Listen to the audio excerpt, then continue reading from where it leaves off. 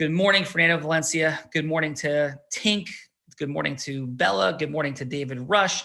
Good morning to Deepak. Good morning to Al Anderson. Good morning to all of you fine, incredible, and amazing folks out there. Ken Van Loo, skyscraper builder, maybe even not Mr. Peabody, but Dolph DeRoos. What's happening out there? Yes, thank you, everybody. AG, what's cooking, man? Wow, what a morning. We're on fire right now. Energy all over the place. Looking forward to Clubhouse today and really excited about all the new people coming in to the programs. Sean, I heard you spoke to a couple earlier today, and looking forward to hearing about that as well. Shiva, formerly known as the Diva. Somehow I think like the ambassador results, Rob Gill, Big Sugar, like could be like trading names with Shiva. So Shiva, what's up? Amazing new people all over the place. It's incredible what's happening. Thank you, Erica, for being source and the work that you're doing out there. And Erica, we're supporting with her level 5 listening is an area of mastery because she is a force of nature moving forward continuously. And thank you for that, Erica, and all the contributions and caring. So yes, level 5 listening mastery, meaning like how we're landing on people, like what's happening, what's present as we coach each other up in every way, and also earn massive gratitude for people going out of their way to make incredible and wonderful things happen. So in that vein for this morning, tonight, we're going to speak further into the math, the equation that we began to unpack Tuesday night. It started probably 2 weeks ago. We had an amazing intervention with Ruth. Good morning, Ruth. What's up out there? And what we're doing here this morning is how you is a friction that could screw up those numbers, a friction that can delete, dilute, and distort your ability to go from initial opening of listening through a shared experience. That shared experience could be the raw. That shared experience could be Clubhouse, the competitions, the partnerships, the things we're doing. Because by the way, if you're listening and you hear Clubhouse, you go, oh boy, here they go. Like now they're gonna like be leveraging us in Clubhouse. You would be thinking something wildly suboptimal, but not something that like Rob Gill, Michael Smikin, Fred Pinto, some of the closest people in the world had somewhere in their being. It ain't there no more, but it was there. And because there could be ego and significance as leadership structures are unfolded, as partnerships occur. But this lightning bolt doesn't give value simply to the people that own equity in Unblinded. And what might that look like in the future? We'll talk about that. But this lightning bolt, this HUI that's being built is all of ours. And this lightning bolt is going to stand for something much more powerful than the who's who of lawyers that you can buy your way into. It's going to mean something much, there's like a thing called who's who. There's a thing called super lawyers. You buy your way in. You're like, well, we bought our way in. We're here like for a reason. Yes, but if you're a super lawyer or a who's who or some of these other things, they don't stand for something. This stands for a formula. It stands for integrity-based human influence. And when Deepak wins, you win. When you share a story, L. Anderson, then Frank Clark wins. And when Frank Clark wins, well, of course, Diana wins. And Diana wins, Bella wins. And I learned that. I had the privilege of learning that as an athlete in Emerson High School. Now watch this. The sense of pride we had in Emerson when the girls' tennis team, we were football players, when Jamie Zazzaro, Denise Wolf, Jen Oates led the girls' tennis team to the state sectional title and the league championship during our senior year, we were there and we were rooting for them. And we understood collectively that they were part of our legacy and we a part of theirs. And the reason our high school during those beautiful times, and actually still currently, it's been amazing years there, as my kids have been in Emerson High School. And that's why I wanted them to go there. When my daughter was offered to go to one of the most premier private schools in the Northeast with tuition fully paid for to play soccer. She went to a tiny public Group 1 high school. Even though her private coach is like she can go play at Princeton. Like, this is going to work out. Like, this is the road. But my daughter's preference was where it ended, which was them winning championships when she was at Emerson, having the best 4 years of soccer they ever had, her wearing the red, white, and black, and as a senior, in her senior superlatives, winning the person with the most school spirit. That's who my daughter Courtney was and is. And that's what's present, to build something together. The lightning bolt, the way we talk about the red, white, and black, that stands for something. To be a part of something larger than ourselves and also make money from it and have more time and more magic. When you're a leader here and you're partnering here and co-creating here, and that's what we're building. I think Adam dropped in the chat the new video, and guys, we could perhaps play that video here before we wrap up today, but we'll see if we have time. Maybe we'll play it tomorrow. We'll play it tomorrow. That video is something you can leverage the HUI of, the way Rob Gill got this. And as things were happening, I was on Tony Robbins' stage. He understood that because of his proximity to me, he was able to have that HUI wash over him, build his HUI. So Peter Swain, Dr. Victoria, you're not Oprah Winfrey. You're not Tony Robbins. Their stories are your stories. Our stories are one another's stories. And that's a lot to unpack. For social proof laddering is present, but it's only there when we do it together. And we walk to other towns with our Emerson football jackets on, or Emerson girls tennis jackets on, or the Emerson girls track team, girls basketball team, our wrestling team. It meant something collectively. It meant excellence. It meant pride. It meant something. And that's what we're creating here. A shared identity for excellence, for love, for contribution, for integrity, and leveraging all of one of those stories and excellence to have people want to come forward so you could partner with them through your work here. And that's why we say to go on Clubhouse at 9:00. And that's why we say, if you're confused and you're talking to somebody who's confused, go on, which you definitely are. You definitely are, because the people closest to me were confused. And they're still learning and rising in their mastery. And at 9 a.m. every day, every single day, that's where we do ecosystem merger work. So like, take the people that you want to merge ecosystems with, have them on, you're on, be texting each other, taking notes, be listening in one ear, through your Clubhouse app, be talking through a computer, doing something else, like merging ecosystems, applying the things you're learning. That's the ecosystem merger work time. And you go, I get what you're doing. You're going to have everybody on Clubhouse there. Of course, that's what I'm doing. But the only way we get what we want, which, by the way, you do want that happening because that benefits you as we go to Unblinded Clubhouse 24/7 programming, is by doing this. Or, as Dolph said beautifully, you could have the whole grape all to yourself. And he said, or you could have a slice of watermelon. I might upgrade that too, or you can have an entire watermelon because there's still individuality. Or you could have the watermelon section of the orchard. Or you could be like, I'm going to build all this myself. And you can. It's a lot. But when Mark Cuban's family office invests into proximity, which I and Chris Crone are the majority shareholders of, it supports your HUI because you're learning how to do that and you're here. And in creating Unblinded, and the reason for all the one-on-one coaching, all the stuff, is for that reality to come forward so we can rise up together as leaders leading leaders to merge ecosystems for 1 + 1 = 1 trillion relationships, or at least more than 10, to make the world an even greater place.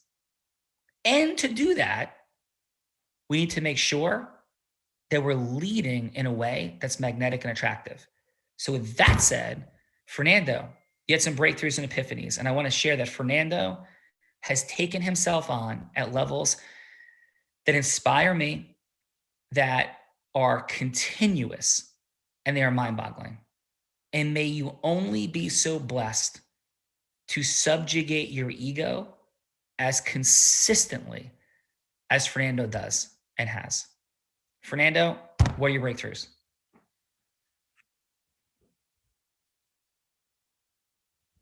Oh, I was muted. Mr. Callaghy, for setting the scene. And I just want to take a little fun energy and laugh as George Weidengruber says, well, I'm a super lawyer of the first time super lawyer of 2020. And he's like, just really funny how you were sharing that. George, congratulations on becoming super lawyer 2020. Yeah, even though, we just did what we did on this huddle.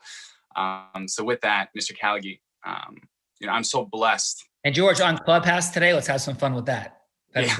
Because George is coming on. Yep, so good. That's awesome. I'm so blessed. 1, to have you to model, and 2, to have the formula, 3, to have Adam Gugino, and 4, to have a movement to stand for. As ego subjugation has certainly not always been the easiest piece. And, you have shown me the beauty of vulnerability, the beauty of fun, 2 things I shied away from for a bunch of different stories. So to pre-frame and give some context, a couple of weeks ago, I was having like a leadership challenge, and I was. We back up one piece. 18 months ago, when I, let's lean into this for a second, just the 60-second version. When you came to the event, we've told the story of Fernando's last selfie, and we're not going into that space today. We've also mentioned, the friction, the dynamics that occurred when you went to the event, and you shot a video afterwards with the people I introduced you to. Never mentioned me. We're acknowledging the heck out of them, and the impact that occurred for me, right? Emotionally, I was volcanic. I was like, I cannot, the stories that came flying out of my being were like, and Rob's being, and Nicole's being, like, it lit people on fire, right? The question I have is, at that time, when you walked into that room, because I want to contrast that time and your understanding of leadership, relationship dynamics with today, right? When you were thinking about who I was to you, when you're in that room, forget me, like source, the concept of source, once you got into the room, what was present for you so you can contrast it with where you are today? Just 60 seconds. So when you say the room, you're talking about business mastery with Beckett's here. Yes. So who you were to me was a great opportunity, an ecosystem potential that I was, figuring out. Here the first thing. And it's all good. I was to Fernando a great opportunity. Right there. I'm totally cool with it. This is radical transparency. I'm asking, I'm not saying. So was I more objectified than loved unconditionally with boundaries? 100%. Okay. So just say it. So people get it, because they may be doing that, or they may be feeling that. And so they can get the difference, because they might say, well, isn't that what's happening to us when you say do a something? And so we're going to lean into that difference of where you are now. And because somebody could say, well, yeah, but Fernando had all these opportunities circulating around him. And Sean, didn't you want to take him away from those opportunities and have him work with you and create Unblinded? I'm like, of course I did. But I knew the value for him was much higher. There's no question that Fernando's net worth is higher than it's ever been in his life. I guarantee you that's a fact. Fernando, would I be wrong? You would not be wrong. That is a fact. Okay. So was what I intended for Fernando in his best interests or not? I'd say yes. So there's a difference between, and I love him. I wanted him to win. I also was boundaries, lightning bolts when boundaries were violated. But these are micro distinctions that will be the difference between you having a fraction of the scaling. We're speaking into time and scaling right now that you desire or not. So Fernando, I was objectified at some level. I wasn't loved unconditionally. It's not like you didn't like me. It's not like you wanted to hurt me, but we weren't in your mind together.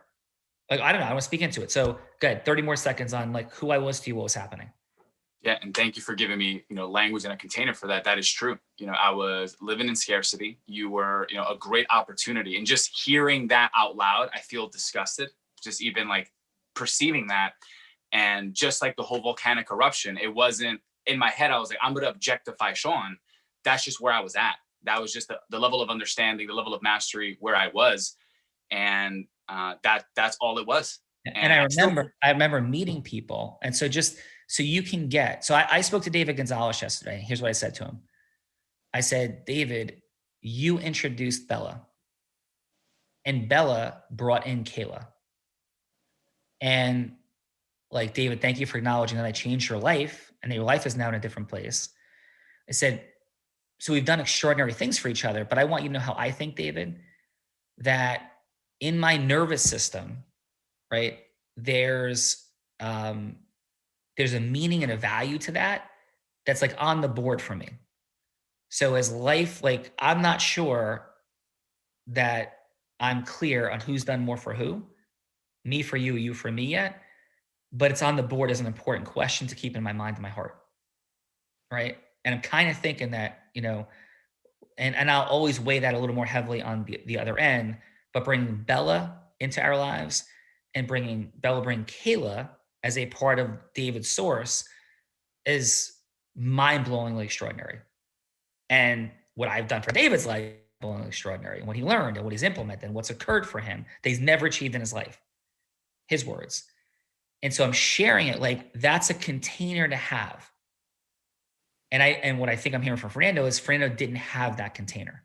Doesn't make it bad, but it makes it suboptimal in terms of gravitational pull and leadership. Is that accurate, Fernando? Yeah, not only in our situation, the fact that it kept repeating in my life. And I'm aware now that I no longer want that repeating in my life, and constantly subjugating my ego and figuring out what I do. I know what I know. I know what I don't know. There's a lot that I don't know. And that's what's becoming present just on this call. Even though I, at some level, understood what we're talking about, I didn't have language to explain it. And now I do. And then when I talk to people who spoke with Fernando at that event, and be, hey, like, oh, I met Fernando, I'm like, yeah, I brought Fernando. Like, really? I'm like, oh yeah, have you heard of Unblinded? They're like, what? I was seething. In every conversation that somebody said, oh, I met Fernando, I'm like, yeah, amazing. Like, Fernando and I working. Like, oh, really? You're Unblinded? No. And I paid for Fernando's ticket. I paid for the hotel and travel.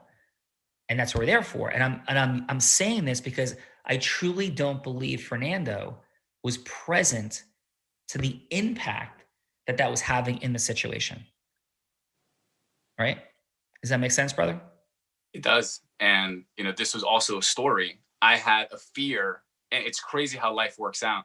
Yeah. I had a fear, even though what you're saying I didn't conceptually understand, I had a fear of leveraging your identity back then. The complete opposite of everything you just said on this huddle. Yeah. I was like, well, I don't want to use his name. Like what he's going to say. I'm like, I thought doing that was objectifying you. On the contrary, not doing that was objectifying you because I was missing all these micro distinctions.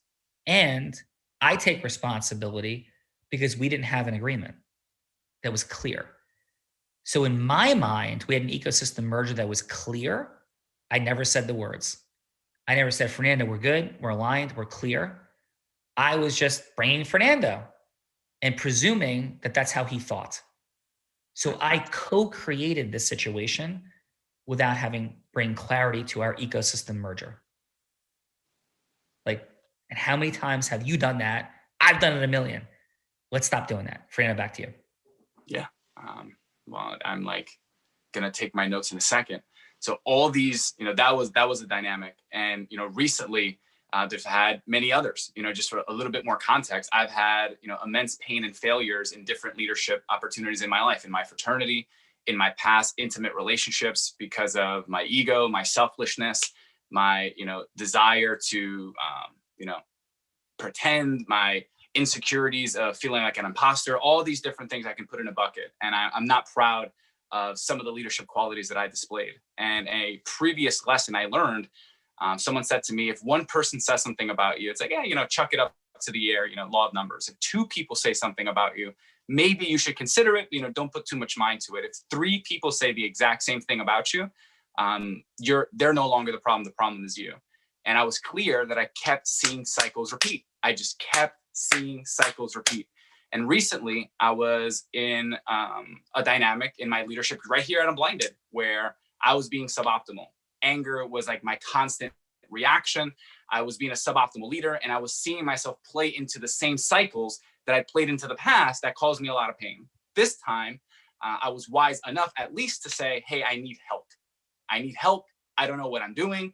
I am lacking. I see it. Sean, Adam, please help. And they did. And Sean certainly doesn't recommend that I read a lot of books often. Coming from a guy who's read hundreds, I've read maybe 4 in the last 2 years as I've committed to mastery. And Sean said, you know what book I'd like you to read? I'd like you to read Eaters Eat Last by Simon Sinek. And I said, done. No questions, no why, just I'll read the book. And I've been reading the book. And as I've been reading the book, other dynamics have spiraled. I had an opportunity, a conversation with Bella, and a beautiful ecosystem opportunity. And in reality, I blew it. And I didn't think I blew it. I did blow it. And I felt that. And one person said something. Bella had the strength and beauty to confront me about it. Can I acknowledge this? Can I acknowledge this though? Yeah. Fernando did it with all the best of intentions. Yes. Because he was modeling the phraseology, lean in, speak truth. And he did lean in and he did speak truth. And he just did it at probably in a situation where it needed 9.999 mastery. And he probably was doing it at like 9.2 mastery because it needed a different piece, which is about to speak into. So he wasn't doing it out of anything but optimal energy, attention, caring. So when you think about this for you, this is why some of the things are not sticking, perhaps. It's just a not quite optimal level of mastery yet. And what you're watching play out in front of you is true leadership. So I step into Fernando's same vulnerability. There are times when I get angry. When I was like super clear at times and, with what occurred in Unblinded, I could have handled my communication differently. And when I feel, and I've concluded, when I know somebody's been out of integrity, right? Then there's a conditioning in me. And I actually, this is the conditioning. When I know somebody's out of integrity, I actually don't go crazy because I understand people lie. And I understand that happens. I understand people get scared. What makes me go, what I make myself go on tilt about is when it's there, I'm empathetic, I'm ready to deal with it, and they double down on lying. And when the double down on lying happens, and they're like I make up a story, like they're pissing on my leg and telling me it's raining. They're spitting in my face and telling me they didn't. And I'm Batman and I'm going to fix the world of people like this. That's when it goes like, boop, right? And that pattern is suboptimal in my leadership. Another pattern I have is when people work with me. So I'm making my own confessionals on Fernando. When people at Calgary Law decide they're not going to drive forward and apply things and grow, but they're doing a serviceable job, I like them, I care about them. I don't build around them or in parallel to them because I don't want to hurt their feelings. So I've stagnated the growth of Calgary Law, which is a beautiful, incredible, unbelievable thing, because I don't want to hurt the feelings of people I care about and have them make up a story that I'm not being loyal to them, not caring. So for years, things will stay stagnant, right? And I know it. And I don't out of my desire to avoid their rejection, right? And making up a story. So for all of us, it's here. So Fernando, right? So I'm saying for me too, and these are things I'm growing through because I lean in love and empathy with Adam and Fernando all the time, and they with me. And this is as healthy a leadership relationship as I've seen. And because the speed at which we're doing it eclipses anything I've ever done before in my life. And so I honor that. And when Fernando does this, it inspires me to like, it inspires me. And it causes me to not only do it with myself, but it gives me so much like freedom and patience with his growth as a leader, because I know how hard he's working at it. It makes me want to cry. So back to you, Fernando, please. Yeah, well, thank you for that, Sean. And as I was feeling that dynamic, one of the lessons that I've like instilled for myself is not needing to be right. And I realized that it doesn't matter what I think. At the end of the day, what someone walks away feeling, whether right, wrong, indifferent, even though my intention is exactly what Sean said, my intention was to merge, was to co-create, was to do something together in service of the person. I know that I'm responsible for my influence, and my influence was a 9.2. I'd say it's probably even less than that. Thank you, for that. And the reality is that I have a skill, I have a superpower, I have a formula, and I didn't use it effectively. And it doesn't matter what I said, how I said it, what my outcome was, how the person walked away feeling. Like, that's what mattered to me. And I like dove in and I started looking at the formula. What did I miss? What didn't I do? I didn't vary my energies. I didn't show up goddess. I didn't do this one. I was this. I wasn't congruent. I didn't ask the right questions. I didn't step back into building emotional rapport. I went straight into agreement formation. All of these things started running through my mind. And that lesson was like, boom, in my head, on top of everything else that I'm doing in my subconscious. I'm like breaking this down. Then over the weekend, I had the pleasure of sitting with you and Adam and Mona and Tink and, not Jeff, and Ken Van Loo and Dolph Del Ruse. And we're having this beautiful conversation. I'm just sitting. As much as I'm like present, doing all these things, I am looking at the distinctions of how you're presenting yourself, on how you're really in agreement formation. And you said something that just blew my mind, a level of transparency that I was like, OMG, all these things, was when we were stepping into agreement formation. And you said, yeah, agreement formation is not about keeping percentages and leveraging certain things so I can get a couple more percentage points at the ends, and not like holding things that I can leverage above you, like right at the end of the deal. It's like, no, these are all the things I'm worried about. These are all the things that bother me. This is all the value you bring. Clearly, this is what I bring, fully transparent. Now, what do we do? And what hit me in the face was, yeah, I don't know how to do that. I just don't know how to do that. And the breakthroughs I had in, internalizing my experience with Bella, internalizing my experience with Ken, Dolph, and you and Adam, and then internalizing what I'm like reading and learning in the book through the prism of your leadership and the formula, was I'm an amazing, terrific, phenomenal salesperson. I am utterly suboptimal in ecosystem merging, utterly atrocious and terrible. Not because I'm dumb, stupid, or whatever. I haven't done it enough. I haven't been in deep practice enough. I haven't had enough myelin. And that became present for me. And the lesson I got out of like, why is that? Is because Simon Sinek talks about EDSO, endorphins, dopamine, serotonin, and oxytocin. Say one more time, Fernando. Say it slowly, please, one more time. I'm going to wrap in 2 minutes, guys. I'm going to hit the clubhouse. Go ahead, Fernando. EDSO, endorphins and dopamine, which is chemicals you can give yourself, and then serotonin and oxytocin, which is chemicals you get from being around others and you receive from giving to others. It's, a teamwork dynamic. And then the big C, which is cortisol. And now I knew what cortisol was. Like, yeah, cortisol is stress. What I didn't know and what I got from the book is how it impacts a person. And the biggest one is that cortisol kills, stops, destroys your empathy. And that's why I was terrible at ecosystem merging, because I have conditioned myself to live in a world of cortisol that I feed off it. I like run from it. I like, I use it. And for me as a producer, as a salesperson, it's a great, motivator. As a leader, it's atrocious to my leadership. It does not create a circle of safety. It constantly puts me in the— Fernando, say that sentence again, please. It doesn't circle of? Cortisol does not produce a circle of safety because of my lack of empathy, because I'm thinking I am subconsciously selfish, even though my desire is to be selfless, because of my, conditioning to like use cortisol, my empathy drops. No. And it hit me. And I was like, that's what it is. That's why. We'll pick up here tonight, but how that then leads to all the numbers and the levers that we're going to lean into tonight that we started yesterday. This piece was extraordinary. And this is the truth.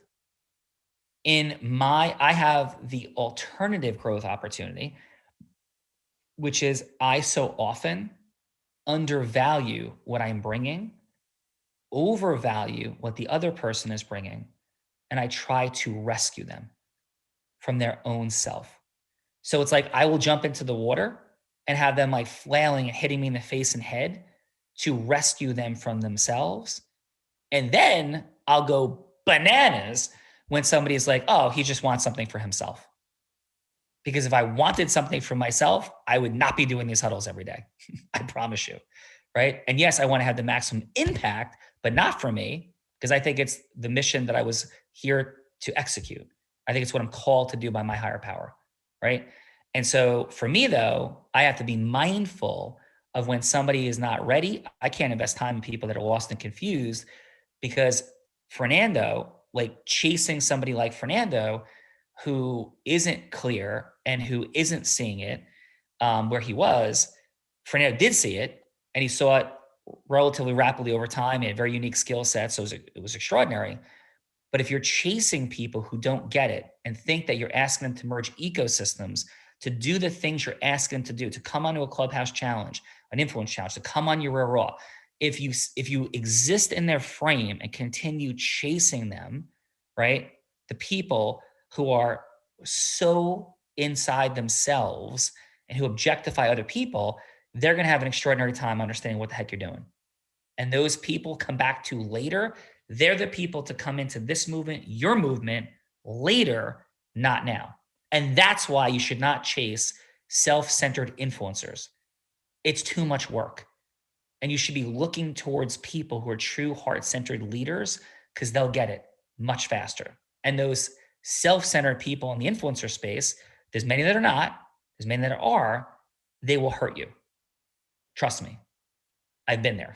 They will hurt you, and they will take as soon, as fast, and as much as they can, right? Clear agreements, the math of it all, the power of outcomes, question mastery, all the things starting this week continue tonight. Right now in Clubhouse, we'll have some fun. I'm going to merge ecosystems. So love you guys, Fernando. We'll pick up with more of this tonight in the space that we just described. I could not be more proud of you. Fernando brought this issue up on a call at 6:30 this morning with Adam and I, of his own volition, and it was extraordinary, and I am inspired. Love you, brother. Great job, everybody. Happy Thankful Thursday. Love you, team. Thank you, Sean.